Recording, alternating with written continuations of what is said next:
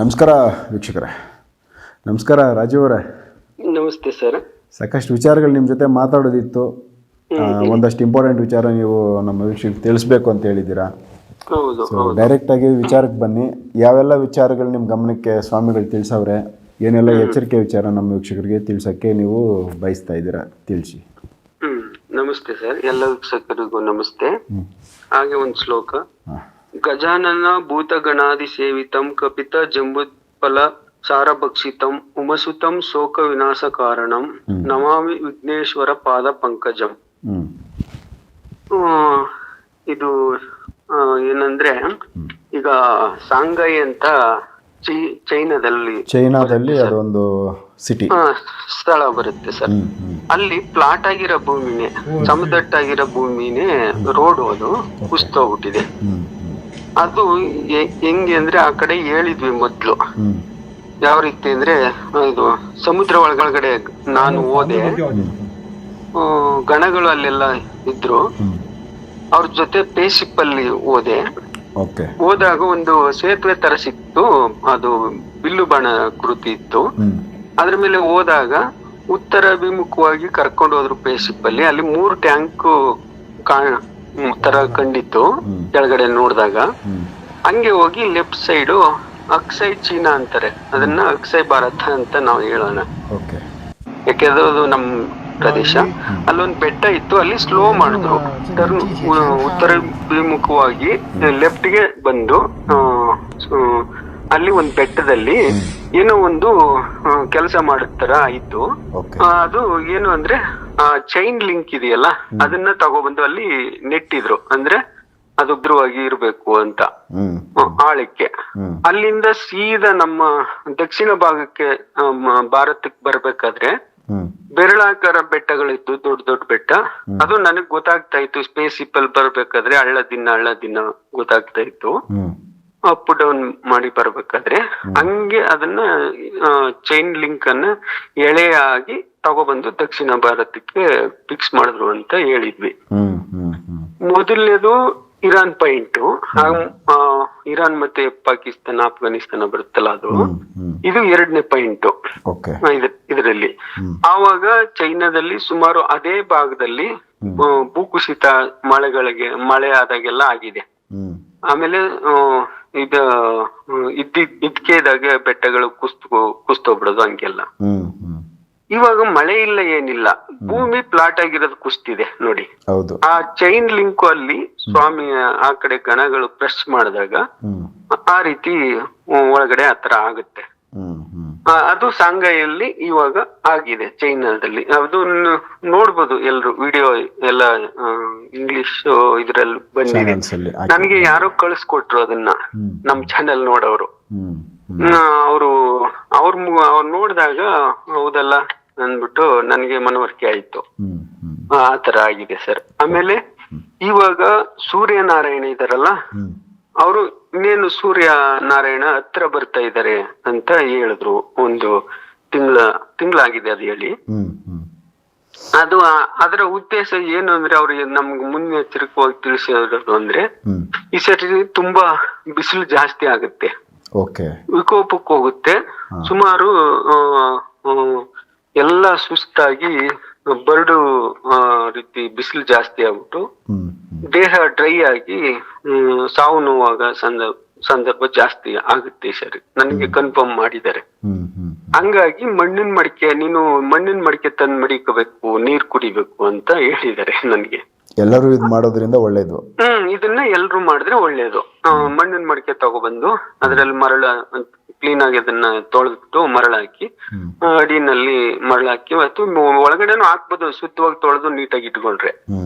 ಆ ರೀತಿ ಮಾಡಿ ನೀರನ್ನ ಉಪಯೋಗಿಸೋದು ಒಳ್ಳೇದು. ಆಹಾರಕ್ಕೂ ಅದನ್ನೇ ಉಪಯೋಗಿಸಿದ್ರು ಒಳ್ಳೇದು, ಕುಡಿಯಕ್ಕೂ ಅದ್ ಉಪಯೋಗಿಸಿದ್ರು ಒಳ್ಳೇದು. ಅವ್ರಿಗೆ ಅನುಕೂಲ ಹೆಂಗಿದೆ ಹಂಗೆ. ಇನ್ನು ಮಣ್ಣಿನ ಮಡಿಕೆ ಬಳಸೋದು ತುಂಬಾ ಒಳ್ಳೇದು. ಈ ಪಾತ್ರೆಗಳನ್ನ ಕಮ್ಮಿ ಮಾಡ್ಬೇಕು. ವಾತಾವರಣ ಮುಂದೆ ತುಂಬಾ ಕ್ರಿಟಿಕಲ್ ಆದ ಸಿಚುವೇಶನ್ ಇರುತ್ತೆ. ಮಳೆಗಾಲ ಬಂದ್ರು ಅದೇ ತರ ಇರುತ್ತೆ, ಬೇಸಿಗೆ ಬಂದ್ರು ಒಂದು ಕ್ರಿಟಿಕಲ್ ಆದ ಸಿಚುವೇಶನ್ ಬಂದೇ ಬರುತ್ತೆ ಆ ಕಾಲದಲ್ಲಿ. ಅದನ್ನ ಇವಾಗ ಬೇಸಿಗೆ ಕಾಲ ಇದಾಯ್ತಲ್ಲ ನೋಡಿ, ಬೇಸಿಗೆ ಕಾಲದಲ್ಲೂ ಅಲ್ಲಿ ಭೂಮಿ ಕುಸ್ತಿದೆ ಅಂದ್ರೆ, ಮಳೆ ಆದ್ರೆ ಏನೋ ಒಂದಾಯ್ತು ಕುಸ್ತೋಯ್ತು ಅನ್ಬೋದು ಅಲ್ವಾ. ಆ ತರ ಇದೆ. ಆಮೇಲೆ ಇನ್ನು ಕೆಲವರು ಏನಂತ ತಿಳ್ಕೊಂಡಿದ್ದಾರೆ, ನಮ್ಮ ಅಮ್ಮ ಅವ್ರ ಬಗ್ಗೆ ವಿಷಯ ಹೇಳಿದ್ವಲ್ಲ, ಅದನ್ನ ಯಾರೋ ಒತ್ತಡ ಕೊಟ್ಟು ಮಾಡಿಸ್ತಾ ಇದ್ದಾರೆ ಅಂತ. ಅದು ಸುಳ್ಳು.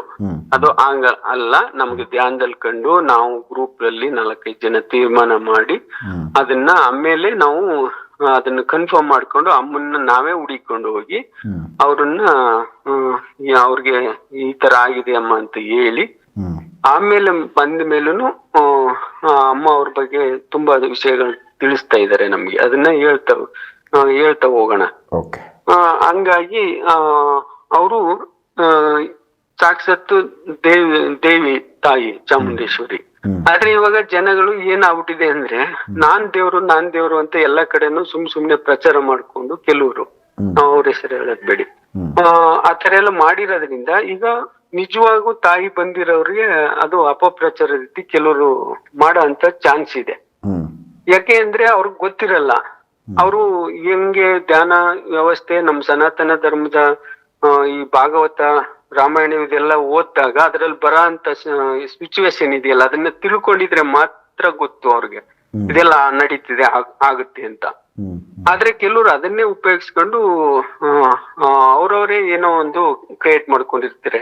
ಇದು ಕ್ರಿಯೇಟ್ ಆಗಿರೋದಲ್ಲ, ನಮ್ಗೆ ಸಾಕ್ಷಾತ್ ಯೂನಿವರ್ಸ್ ಸ್ವಾಮಿನೇ ನಮ್ಗೆ ತಿಳಿಸಿ ನಾವು ಅವ್ರನ್ನ ಕಾಂಟ್ಯಾಕ್ಟ್ ಮಾಡಿರೋದು. ಹಂಗಾಗಿ ಇವಾಗ ಕೃಷ್ಣ ಪರಮಾತ್ಮ ಬಂದಾಗ್ಲೂ ಅದೇ ಸ್ಥಿತಿ ಇತ್ತು. ಶಿಶುಪಾಲ ಯಾರು ಆಮೇಲೆ ಜರಾಸಂಧ ಇವರೆಲ್ಲ ಸೇರ್ಕೊಂಡು ಅವ್ರನ್ನ ಎಷ್ಟು ಜಗಳ ಅಂದ್ರೆ ಯುದ್ಧಕ್ಕೆ ಕರೆಯೋದು, ಯುದ್ಧದಿಂದ ಸೋಲೋದು, ಓಡೋಗೋದು, ಇದು ಸುಮಾರು ಬಾರಿ 101 ಬಾರಿ ತಪ್ಪು ಮಾಡೋರ್ಗೂ ಚಾನ್ಸ್ ಕೊಟ್ಟಿದ್ದಾರೆ ಕೃಷ್ಣ ಪರಮಾತ್ಮ. ಹೌದು. ಆಮೇಲೆ ತಾನೇ ಸಂಹಾರ ಮಾಡಿದ್ದು. ಅದೇ ರೀತಿ ಇವಾಗ ಕೆಲವರು ನಮ್ಮನ್ನು ಅಮ್ಮವ್ರನ್ನು ಸೇರಿಸಿ ಏನಾದ್ರೂ ಒಂದ್ ಕಿಂಡಲ್ ಮಾಡಕ್ಕೆ ಉಪಯೋಗಿಸ್ಕೊತಾರೆ ಅಂತವ್ರು ಸುಮಾರು ಜನ. ನಾಸ್ತಿಕತೆ ಎಲ್ಲಿ ಏನೋ ಒಂದ್ ಮಾಡ್ಬೇಕಲ್ಲ ಅಂದ್ಬಿಟ್ಟು. ಯಾಕೆಂದ್ರೆ ನಮ್ಮ ದೇಶ ಆಳೋ ಮೋದಿಜಿನೇ ಅಷ್ಟೆಲ್ಲ ನಮ್ ದೇಶನ ಅಭಿವೃದ್ಧಿ ಮಾಡಿರೋರ್ನೇ ಬಿಟ್ಟಿಲ್ಲ. ಮೊನ್ನೆ ಅವ್ರಿಗೂ ಒಂದು ಕಳಂಕ ತಂದು ಅವ್ರನ್ನ ಗೂಬೆ ಕೂರ್ಸಕ್ ಮಾಡ್ತಾ ಇದಾರೆ. ಅವ್ರೆಲ್ಲೂ ಸಿಗ್ತಾ ಇಲ್ಲ, ಆದ್ರೂ ಗೂಬೆ ಕೂರ್ಸ್ಬೇಕು ಅವ್ರ ಮೇಲೆ. ಆ ರೀತಿ ಮಾಡುವಾಗ ನಾವು ಯಾವ ಪಕ್ಷದವರು ಅಲ್ಲ, ಒಳ್ಳೆ ವ್ಯಕ್ತಿಗೆ ನಾವು ಆದ್ಯತೆ ಕೊಡೋಣ ಅಷ್ಟೇ ನಮ್ಮ ಉದ್ದೇಶ. ಹಂಗಿರೋದ್ರಿಂದ ನಾವು ಧ್ಯಾನದಲ್ಲಿ ಆಸ್ತಿಕತೆ ಇರೋರ್ಗೆಲ್ಲ ಕನ್ಫರ್ಮ್ ಆಗ್ತಾ ಇದೆ. ಆಮೇಲೆ ಅಚಿಂತ್ಯ ಅಮ್ಮ ಅವರು ಸುಮಾರು ಜನಕ್ಕೆ ಧ್ಯಾನದಲ್ಲಿ ಕಂಡಿದ್ದಾರೆ. ಅಮ್ಮ ಅವ್ರು ತೋರಿಸಿ ನಮಗೂ ಈ ತರ ಆಗಿದೆ ಅಂದ್ಬಿಟ್ಟು ನಮ್ಮನ್ನ ನೋಡೇ ಇಲ್ಲ, ಅವರೆಲ್ಲ ಫೋನ್ ಮಾಡಿ ತಿಳಿಸ್ತಾ ಇದ್ದಾರೆ.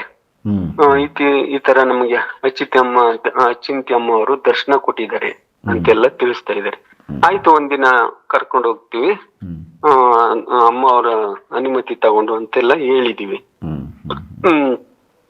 ಹಂಗೆ ಇದು ಮಾರ್ಟಿ ಲೂನ್ ಅಂತ ಒಂದು ಪ್ರದೇಶ ಇದೆ ಸರ್. ಎಲ್ಲಿದೆ ಇದು? ಅದು ಇಟಲಿನೋ ಮತ್ತು ಅಮೆರಿಕದಲ್ಲೂ ಒಂದು ಬರಬಹುದು. ಅದು ಆ ಪ್ರದೇಶದಲ್ಲಿ ತುಂಬಾ ಅನಾಹುತಗಳು ನಡೀತವೆ ಅಂತ ನಮ್ಗೆ ಶರೀರವಾಣಿ ಮುಖಾಂತರ ಮಾಹಿತಿ ಕೊಟ್ಟಿದ್ದಾರೆ. ಅದೊಂದು ವಿಷಯ ಹೇಳಿದ್ದಾರೆ. ಆಮೇಲೆ ಶಿವರಾತ್ರಿಗೆ ಜಾಗರಣೆಗೆ ಹೋಗಿದ್ವಿ. ಎಲ್ಲಿ ನಾವು ಸಕಲೇಶ್ಪುರ ಅಮ್ಮ ಇದಾರಲ್ಲ, ಅಲ್ಲಿಗೆ ಹೋಗೋಣ ಅನ್ಬಿಟ್ಟು ನಾವು ಹೋದ್ವಿ ಅಲ್ಲಿಗೆ. ಆವಾಗ ಅವರೇನೆ ಅದನ್ನ ಬೆಳಿಗ್ಗೆನೆ ಹೋಗಿ ಶಿವಲಿಂಗ ಎಲ್ಲಾನು ತಾವೇ ಮಣ್ಣಲ್ಲಿ ರೆಡಿ ಮಾಡಿ, ದೀಪ ಎಲ್ಲ ಅವ್ರಿಗೆ ಕೆಲವರು ಅವ್ರ ಜೊತೆ ಸಹಾಯ ಮಾಡಿದ್ರು. ಅದನ್ನ ತಾವೇ ಸ್ವತಃ ರೆಡಿ ಮಾಡಿ ಅಲ್ಲಿ ಎಲ್ಲರನ್ನು ಭಕ್ತರನ್ನು ಕೂರಿಸ್ಕೊಂಡು ಅಮ್ಮ ಅವ್ರನ್ನ ನೋಡ್ಲೇಬೇಕು, ಅಮ್ಮ ಅವ್ರ ಜೊತೆ ಶಿವರಾತ್ರಿ ಮಾಡ್ಬೇಕು ಅಂತ ತುಂಬಾ ಜನ ಬಂದಿದ್ರು ಭಕ್ತರು. ಅವರ ಅಸನ್ಮುಖಿಯಾಗಿ ಆ ಆಶಾ ಕಿರಣದಿಂದ ಅವರು ತುಂಬಾ ಆಸೆಯಿಂದ ಬಂದಿದ್ರು ಅಮ್ಮನ್ ನೋಡಕ್ಕೆ.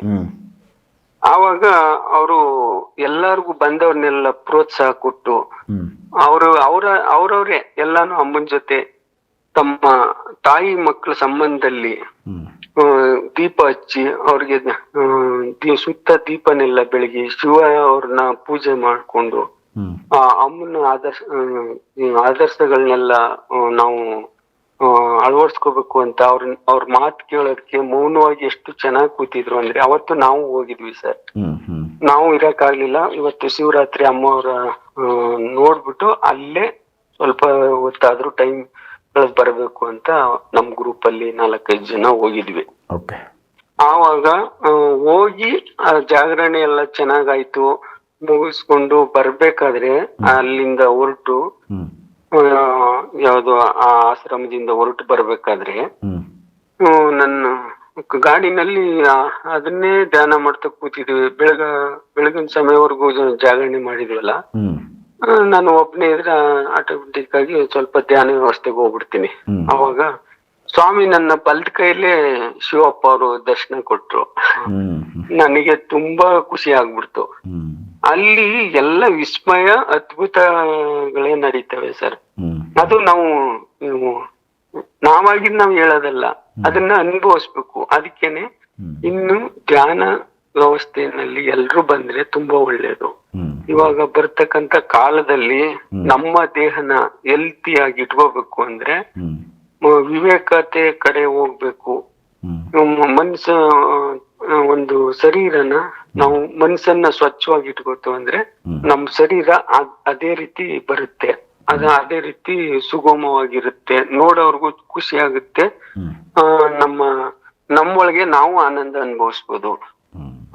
ಆ ರೀತಿ ಎಲ್ಲ ಮಾಡೋದ್ರಿಂದ ಮುಂದೆ ಬರುವಂತ ಕ್ರಿಟಿಕಲ್ ಸನ್ನಿವೇಶಗಳನ್ನೆಲ್ಲ ಎದುರಿಸ್ಕೊಂಡು ಹೋಗ್ಬೋದು. ಆಮೇಲೆ ಇವಾಗ ಇಂಟರ್ನೆಟ್ ವ್ಯವಸ್ಥೆ ಇದೆಯಲ್ಲ, ಅದ್ರಲ್ಲಿ ಎಷ್ಟೋ ಜನ ಅಡಿಕ್ಟ್ ಆಗ್ಬಿಟ್ಟು ಕೆಲಸ ಉದ್ಯೋಗ ಎಲ್ಲ ಮಾಡ್ತಾ ಇದ್ರು. ಇವಾಗ ಅಲ್ಲಿ AI ಅಂತ ಬಂದಿದೆಯಲ್ವಾ, ಅದ್ರಿಂದಾನು ಎಷ್ಟೋ ಜನಕ್ಕೆ ಕೆಲಸ ಹೋಗುತ್ತೆ. ಅದಕ್ಕೆ ಕಾಲಕ್ಕೆ ಈ ಪರಿವರ್ತನೆ ನಾವು ಮಾಡ್ಕೋಬೇಕು ಮನ್ಸನ್ನ. ಇವಾಗ ನಾನು ಆವಾಗ ಖುಷಿ ಪಟ್ವಿ, ಇಷ್ಟು ಒಂದು ಸಂಬಳ ಬರ್ತಿದೆ, ಜೀವನದಲ್ಲಿ ಸೆಟ್ಲ್ ಆಗೋದು, ಮುಂದೆ ಏನೇನೋ ಯೋಜನೆ ಗುರಿ ಇಟ್ಕೊಂಡು ನಮ್ದೇ ಆದ ಒಂದು ತಾಟಲ್ಲಿ ಹೋಗ್ತಾ ಇದ್ವಿ. ಆ ರೀತಿ ಜೀವನದಲ್ಲಿ ಹೋಗಿ ಇವಾಗ ಕೆಲಸ ಇಲ್ಲ ಅಂದ್ರೆ ಆಟೋಮೆಟಿಕ್ ಆಗಿ ಮನ್ಸು ಕುಗ್ಗೋಗ್ಬಿಡುತ್ತೆ. ಆ ತರ ಕುಗ್ಗಿಸ್ಕೋಬಾರ್ದು. ಅದು ಯಾಕೆ ಅಂದ್ರೆ ಇದು ಲೋಕ ರೀತಿ. ಈಗ ಕಲಿಯುಗದಲ್ಲಿ ಅದು ಲಾಸ್ಟ್ ಉನ್ನತ ಸ್ಥಾನ ತಲುಪಿ ಮತ್ತೆ ಡೌನ್ ಆಗ್ಲೇಬೇಕಲ್ವಾ. ಇದು ಕಲಿಯುಗ ಹೆಂಗ್ ಡೌನ್ ಆಗಿ ಸತ್ಯಯುಗ ಬರುತ್ತೆ, ಅದೇ ತರ ಎಲ್ಲ ಏನೇ ಬಂದ್ರುನು ಅದಕ್ಕೊಂದ್ ಟೈಮ್ ಇರುತ್ತೆ. ಅದ್ರ ಕಾಲ ಮುಗಿತಾ ಹೋಗುತ್ತೆ, ಬೇರೆ ಕಾಲ ಶುರು ಆಗುತ್ತೆ. ಈಗ ಚಳಿಗಾಲ, ಬೇಸಿಗೆಗಾಲ, ಮಳೆಗಾಲ, ಈ ಮಾರುತಗಳ ಕಾಲ ಹಿಂಗೆಲ್ಲ ಇರ್ತಾವಲ್ಲ ಸರ್. ಅದೇ ರೀತಿ ಇದೂನು ಸತ್ಯ ಯುಗ, ತ್ರೇತಾಯುಗ, ದ್ವಾಪರ ಯುಗ, ಕಲಿಯುಗ. ಇವಾಗ ತಕ್ಷಣ ಕಲಿಯುಗದಲ್ಲಿ ಇರೋದ್ರಿಂದ ಸಡನ್ಲಿ ಸತ್ಯಯುಗ ಬರೋದ್ರಿಂದ ಜನಕ್ಕೆ ತುಂಬಾ ಕನ್ಫ್ಯೂಷನ್ ಇದೆ. ಏನೇನೋ ಪಾಪ ಸಂಪಾದನೆ ಮಾಡದನ್ನೆಲ್ಲ ಅವರು ಈಗ ಕೆಲ್ಸ ಹೋಯ್ತಲ್ಲ, ನಾವು ಇದೇ ತರ ಬದುಕಕ್ಕಾಗಲ್ವಲ್ಲ, ಯಾರು ನೀಡಿದ್ರು ಆಸೆ ಅನ್ಬಿಟ್ಟು ಏನೇನು ಇರೋ ದುಡ್ಡನ್ನು ಅಲ್ಲಿ ಇಲ್ಲಿ ತಗೊಂಡೋಗಿ ಹೋಮ ಅವನ ಅಂತ ಗೊತ್ತಿಲ್ದೆ ಏನೇನೋ ಮಾಡ್ಕೊಂಡು ಖರ್ಚು ಮಾಡ್ಬಿಡ್ತಾರೆ ಸಿಕ್ಕಾಬಿಟ್ಟ ಪಾಪ ಕೆಲವರು. ಅದ್ರ ಬದಲು ಸ್ವಲ್ಪ ಮನೆಯಲ್ಲೇ ಪೂಜಾ ಅವನ ಮಾಡ್ಕೊಂಡು ಸಿಂಪಲ್ ಆಗಿ ಧ್ಯಾನ ಮಾಡಿದ್ರೆ ತುಂಬಾ ಒಳ್ಳೇದು. ಇನ್ನು ಅವೇ ನಮ್ಗೆ ಮುಂದೆ ನಮ್ ಜೀವನಕ್ಕೆ ಉಪಯೋಗ ಆಗೋದು. ಮನ್ಸ್ಗೂ ಜೀವನಕ್ಕೂ ಮತ್ತೆ ಫ್ಯಾಮಿಲಿಗೂ ಅದೇ ಉಪಯೋಗ ಆಗೋದು. ಈ ರೀತಿ ಇದೆ ಸರ್. ಸೂಪರ್. ಓಕೆ. ಸೊ ಈಗ ಬೇಸಿಗೆನಲ್ಲಿ ಸ್ವಲ್ಪ ವಿಪರೀತ, ಈ ಸರಿ ಬೇಸಿಗೆ ಹೆಚ್ಚಿನ ಒಂದು ಬಿಸಿ ಕೊಡುತ್ತೆ, ಶಾಖ. ಹೌದು, ಅದು ಖಂಡಿತ ಆಗುತ್ತೆ ಸರ್. ಇವಾಗ್ಲೇ 34 ಡಿಗ್ರಿ ತಲುಪಿದೆ ನೋಡಿ 3 ದಿನಕ್ಕೆ. ಮೊನ್ನೆ 32 ಇತ್ತು, 34-35 ಕಡೆ ಹೋಗ್ತಾ ಇದೆ. ಬಿಸಿ ಜಾಸ್ತಿ ಇರುತ್ತೆ. ಜಾಸ್ತಿ ಆಗ್ತಾ ಇದೆ. ಅದು ಮಾರ್ಚ್ ಎಂಡಿಂಗ್ ಬರ್ತಿದ್ದಂತೆ ತುಂಬಾ ಜಾಸ್ತಿ ಆಗುತ್ತೆ. ಎಲ್ರು ಹುಷಾರಾಗಿರಿ, ಆರೋಗ್ಯ ಬಗ್ಗೆ ಗಮನ ಕೊಡಿ. ತಂಪು ಪಾನೀಯಗಳನ್ನ ಕೆಮಿಕಲ್ ಇರೋ ಉಪಯೋಗಿಸ್ಬೇಡಿ. ನಮ್ಮ ನ್ಯಾಚುರಲ್ ಜ್ಯೂಸ್ಗಳನ್ನ ಮಾಡ್ಕೊಂಡು ಕುಡೀರಿ. ಶುದ್ಧವಾದ ನೀರನ್ನ ಆದಷ್ಟು ಮಡಿಕೆಗಳಿಂದ ಉಪಯೋಗಿಸ್ಕೊಳ್ಳಿ. ಸ್ವಾಮಿ ದೇವರು ಎಲ್ಲರಿಗೂ ಒಳ್ಳೇದ್ ಮಾಡ್ಲಿ. ಇವಾಗ ಅಮ್ಮ ಬಂದಿದ್ದಾರೆ, ಮುಂದೆ ವಸಂತರಾಯರು, ಕಲ್ಕಿ ಪರಮಾತ್ಮ, ಸಪ್ತ ಋಷಿಗಳೆಲ್ಲ ಬರ್ತಾರೆ. ಇನ್ನು 7 ವರ್ಷ 6 ತಿಂಗಳಿದೆ. ಅದ್ರೊಳಗಡೆ ಇವಾಗ ಫೆಬ್ರವರಿಗೆ 7 ವರ್ಷ 6 ತಿಂಗಳು. ಅದು ಮುಂದೆ ನೀವು ನೋಡ್ತೀರಾ. ಅದು ಇಷ್ಟೆಲ್ಲ ಅಳವಡಿಸ್ಕೊಂಡಿದ್ರೆ ಸ್ವಾಮಿ ನೋಡ್ಬೋದು. ಇಲ್ಲ ಅಂದ್ರೆ ಕೆಲವು ಪಂಚಭೂತಗಳಿಂದ ಆಗ ಒಂದು ಸಿಚುವೇಶನ್ ಅಲ್ಲಿ ಕಳೆದು ಹೋಗ್ಬೇಕಾಗುತ್ತೆ. ಅದು ಬ್ಯಾಡಿ. ಆದಷ್ಟು ಜಾಗೃತ ವಹಿಸಿ ಧ್ಯಾನ ಮಾರ್ಗ, ಭಕ್ತಿ ಮಾರ್ಗ, ವಿವೇಕದ ಕಡೆ ಹೆಜ್ಜೆ ಇಡ್ತಾ ಹೋಗೋಣ. ಎಲ್ಲರಿಗೂ ಒಳ್ಳೇದಾಗಲಿ. ಕೃಷ್ಣ ಅರ್ಪಣಮಿಸ್ತು, ಶಿವಾರ್ಪಣಮಿಸ್ತು. ಒಳ್ಳೇದಾಗ್ಲಿ. ಒಂದಷ್ಟು ವಿಚಾರ ತಿಳಿಸಿದಾರ. ಮತ್ತೇನಾದ್ರೂ ಸೂಚನೆ ಕೊಟ್ಟಾಗ ತಿಳಿಸ್ತಾ ಹೋಗಿ, ಅಪ್ಡೇಟ್ ಮಾಡ್ತಾ ಹೋಗೋಣ. ಆಯ್ತು ಸರ್. ಓಕೆ, ನಮಸ್ಕಾರ. ನಮಸ್ತೆ. ನಮಸ್ತೆ. ಸೊ ವೀಕ್ಷಕರೇ, ರಾಜು ಅವರು ಸ್ವಾಮಿಗಳವ್ರಿಗೆ ತಿಳಿಸಿರೋ ಕೆಲವೊಂದಷ್ಟು ವಿಚಾರಗಳನ್ನ ನಿಮ್ಮ ಗಮನಕ್ಕೆ ತೊಗೊಂಬಂದಿದ್ದಾರೆ. ಸೊ ಇವುಗಳಲ್ಲಿ ಕೆಲವೊಂದಷ್ಟು ಅನುಕೂಲ ಆಗುತ್ತೆ ಕೆಲವರಿಗೆ, ಕೆಲವೊಂದು ಟಿಪ್ಸ್ ಆಯಿತು. ಇನ್ನೊಂದಷ್ಟು ಲೋಕದಲ್ಲಿ ಏನು ಬದಲಾವಣೆಗಳಾಗ್ತಾ ಇದ್ದಾವೆ ಇವುಗಳ ಬಗ್ಗೆ ಅವ್ರು ಬಿಫೋರು ಹೇಳಿದರು. ಶಾಂಘೈಯಲ್ಲಿ ಆ ನಗರದಲ್ಲೇ ಒಂದು ಭೂಮಿ ಕುಸಿದಿರೋದು. ಸೊ ಇವರೊಂದು ಚೈನ್ ಲಿಂಕ್ ಸಂಬಂಧಪಟ್ಟಂತೆ 1-2 ಮಂತ್ ಬ್ಯಾಕ್ ಮಾತಾಡಿದರು. ಸೊ ಆ ಘಟನೆ ಈಗ ಸಂಭವಿಸೈತೆ ಅಂತ ಅನ್ಕೋಬೋದು. ನೆಕ್ಸ್ಟ್ ಇನ್ನೂ ಬೇರೆ ವಿಚಾರಗಳನ್ನ ಅವ್ರು ಮಾತಾಡ್ತಾ ಹೋಗ್ತಾರೆ. ಎಪಿಸೋಡ್ ನೋಡ್ತಾ ಹೋಗಿ. ನಮಸ್ಕಾರ.